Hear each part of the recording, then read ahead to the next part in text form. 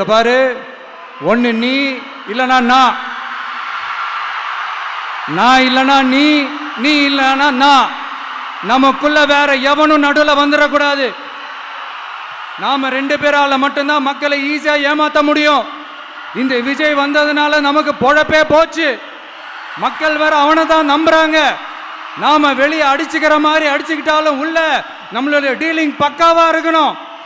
மக்களோட ஃபீலிங்ஸை பத்திலாம் நமக்கு கவலை இல்லை, நமக்கு டீலிங் தான் முக்கியம். மாத்தி மாத்தி ஆட்சிக்கு வந்துடலாம்னு நினைச்சோம், ஆனா அது நடக்காது போல் இருக்கு. அதனால நீ என்ன பண்ற, எஸ்ஓபின்னு போட்டு ஒரு பக்கம் அவனை தடுத்துரு, இன்னொரு பக்கம் அவன் மேல பழி போட்டு நானும் தடுத்துடுறேன். என்ன ஓகேவா? டீலிங் ஓகேவா? ஓவர்.